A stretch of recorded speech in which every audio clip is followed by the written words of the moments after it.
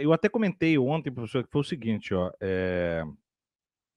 com a prioridade jornalística e social do julgamento, né, considerado o julgamento do século, os caras aproveitam. Sempre que tem uma pauta de vulto, os caras fazem na encolha, né, as reuniões de porta fechada ou as suas balbúrdias mais sorrateiras de congresso. O Tarcísio foi a Brasília nesse meio tempo para articular, né?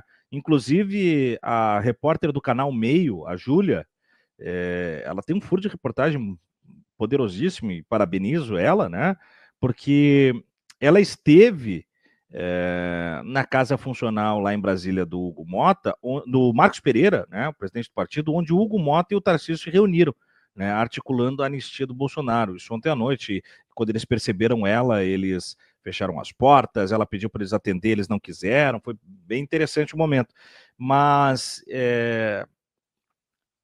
as estruturas do poder já estão trabalhando daqui 2 semanas. Eu sempre digo que os caras estão sempre na frente. Eles já estão trabalhando depois da sentença, né? Porque o que acontece? Até agora a anistia é pedida para os golpistas. A partir de sexta-feira que vem, a anistia será pedida para os condenados. Vai mudar a lógica, porque vai se criar uma outra narrativa, que os caras tomaram penas pesadas, que são crimes que não foram provados, que as defesas não foram ouvidas. Vai mudar o argumento. Assim como eu tenho dito que do lado de cá também vai ter que mudar o argumento, né? Nós vamos ter que dizer que os caras estão tentando anistia para criminosos condenados pela justiça e não mais para golpistas. A palavra golpista ficou esvaziada, ao meu ver, porque ela parece uma disputa de narrativa se teve ou não golpe. Ainda está na dúvida. Depois da sentença, não. O golpe está perfectibilizado porque condenado pela justiça.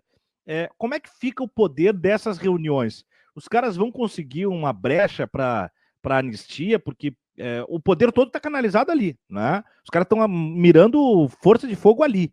Esqueceram todo o resto, todas as outras pautas de disputa, e a pauta mesmo, como a Damares já tinha alertado lá na virada do semestre, quando nós retomamos os trabalhos do Legislativo, que só tem uma pauta para a extrema-direita, anistia.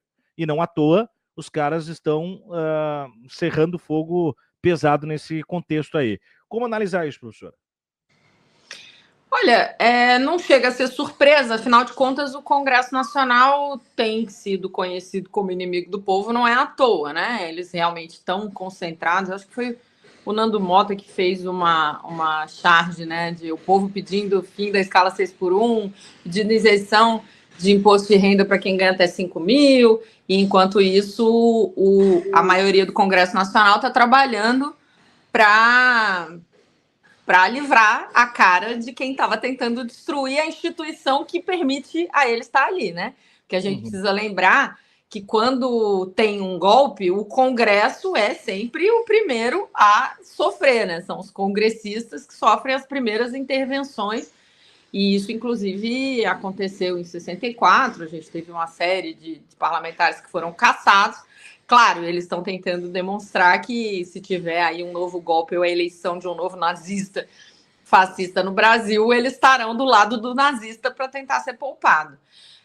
Não surpreende exatamente, era um movimento que de alguma maneira era esperado, mas constata esse fato, né, de que é um Congresso inimigo do povo, né? A grande maioria desses parlamentares e a importância, portanto, de que na eleição do ano que vem a gente se cuide muito para eleger um Congresso efetivamente ou minimamente do lado do povo. A gente tem que trabalhar para eleger parlamentar como prioridade. Eu vou te contar um caso, Thiago, que eu contei num outro... nem me lembro onde foi, que é o seguinte: a minha mãe, quando começou a discutir a anistia, a minha mãe tem 85 anos e é militante desde os 18, né? E ela participou, por exemplo, da ocupação da reitoria da Universidade Federal da Bahia, na corrente pela legalidade para a posse do Jango, né? Então, bota aí uma história realmente longa. Ela estava me contando que ela se lembra de, em 28 de agosto de 79, estar na Cinelândia, no Rio de Janeiro, e todo mundo na expectativa da votação do projeto de anistia, a anistia de 79. E quando o resultado é divulgado, todo mundo começa a chorar, Por quê? Porque em 79, a anistia que foi aprovada, ela é uma anistia que primeiro não... Oi? Que imagem forte. Muito, muito forte. Ela retoma que o projeto que foi aprovado não dava conta do que eles estavam lutando. E aí você tinha uma palavra de ordem, que era anistia ampla, geral e restrita, mas era ampla, geral e restrita para quem defendeu a democracia, para quem lutou contra a ditadura. Essa era a demanda, porque eram pessoas que estavam tentando, e muitas deram a vida, outras foram torturadas, muitas perderam o emprego. E o meu pai era uma dessas pessoas, né? O meu pai foi preso em 68, então ele era uma pessoa que acaba sendo anistiado ali por essa lei, mas eles estavam lutando por essa ideia de que as pessoas que usam todas as armas, isso não é uma coisa que eles inventaram, isso está em tratados das Nações Unidas, isso está, né, que a pessoa que luta pela democracia, pela liberdade, pela soberania do seu povo, mesmo que de forma armada, não é condenável, pelo contrário, né? Só que o que eles fazem? Por que todo mundo começou a chorar? Porque, primeiro, ela não foi ampla, geral e restrita para quem defendeu a democracia, porque eles consideraram que o que eles chamavam de crimes de sangue não seriam anistiados, que é as pessoas que participaram de assaltos armados, se esses assaltos tenham envolvido ferimentos de algumas pessoas. Mas é interessantíssimo que em 2010 o STF considera que essa anistia não anistia os crimes de sangue da ditadura. Dos generais, torturadores, dos que assassinaram, dos que sumiram com corpos. E é bom a gente se ligar, porque ainda este ano, tanto Alexandre de Moraes quanto Flávio Dino vão julgar ações que têm relação com punir ou não responsáveis por crimes de sangue do lado do estado de exceção. Um é o caso do Rubens Paiva e o outro é um caso de ocultação de cadáver que está na mão do Flávio Dino e que, até onde sabemos, o Flávio Dino considera que isso é crime continuado, porque o corpo nunca foi devolvido à família e, portanto, não é passível de anistia. Eu trago essa imagem para a gente entender, primeiro, que o argumento deles é falso, né? Eles dizem, os anistiados de ontem são os torturadores de hoje. Primeiro, não existe nenhum parâmetro de comparação entre o que, por exemplo, o judiciário do Superior Tribunal Militar fez contra Dilma Rousseff, né? Que ficou presa, foi barbaramente torturada, passou 3 anos presa, sem ter nem, inclusive, participado de nada que pudesse ser chamado de crime de sangue. Isso para dar um exemplo. O meu próprio pai, o meu avô, que trabalhava junto com o gabinete militar do João Goulart em Brasília e que foi sequestrado pela ditadura no dia 2 de abril, e que foi expulso do exército também no dia 2 de abril, e que, enfim, teve uma série de perdas na vida e que acaba anistiado também em 79, sequer participado de nada, ele só participava do governo constitucional, né? E sofreu tudo isso. Então, eu acho que é importante a gente ter em conta o processo histórico que envolve esse julgamento, que esse julgamento não tem nenhum nível de paridade com o julgamento que sofreram, né, os que participaram da resistência contra a ditadura, que, se for comparar esse julgamento com algum julgamento histórico, é para comparar com Nuremberg, é para comparar com o julgamento dos nazistas, é para comparar com quem se organiza de maneira coordenada para matar brasileiros, para torturar brasileiros, para acabar com a democracia. E aí eu vou...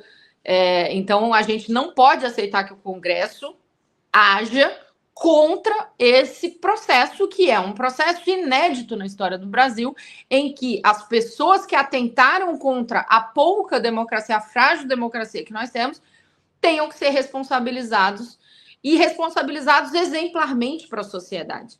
Eles estão sendo responsabilizados com presunção de inocência, com todas as garantias, com o devido processo legal, com acesso, inclusive a reivindicar direitos humanos, porque agora, por exemplo, Carla Zambelli, aí é um outro caso, mas tá ali descobrindo que ela não tem o shampoo do cabelinho dela, né? E quando votou no Congresso, votou contra que as apenadas do Brasil tivessem acesso a absorvente, que é um item imprescindível de higiene e saúde, né? Eu ia dizer, não é nem só higiene, é questão de saúde, diferente do shampoo, né? Exatamente. Então, para a gente perceber que as pessoas que diziam, né, que direitos humanos só para humanos direitos, que direitos humanos é coisa de vagabundo que não quer ser responsabilizado, que prisão domiciliar é uma mentira, que não tem que ter direito à saidinha, nananana, agora dizem, não, os pretos, pobre favelado, que estão tudo apenados, tem que sofrer, tem que ser torturado, tem que apanhar.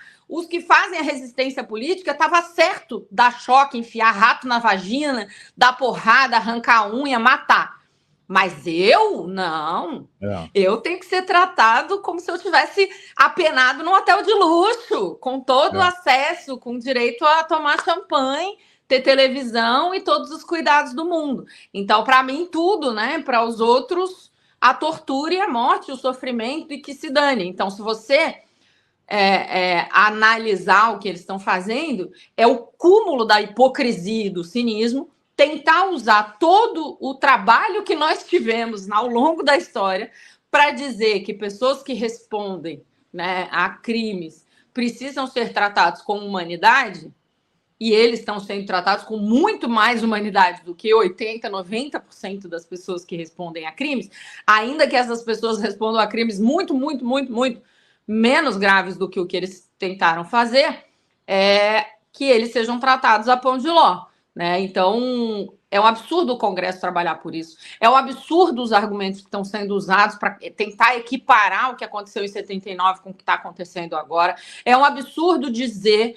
É o falseamento da história, é uma desonestidade intelectual e histórica tentar fazer paralelo. O único paralelo possível na história desse julgamento é com o julgamento de Nuremberg, e essas pessoas têm que ser responsabilizadas e o Congresso não tem direito. E aí eu termino dizendo, dia 7 de setembro tem manifestação do nosso lado, né, convocada em todo o Brasil, e a gente tem que ir para a rua dizer sem anistia. A gente vai parar o Congresso de cometer esse crime histórico com o país. Então, neste momento, eu acho que a prioridade da organização da população brasileira tem que ser pressionar o Congresso Nacional para não trair o Brasil novamente, né? Porque eles fizeram isso várias vezes quando aprovaram a reforma trabalhista, reforma administrativa, terceirizações sem fim, um monte de canalices que eles estão fazendo aí há um bocado de tempo.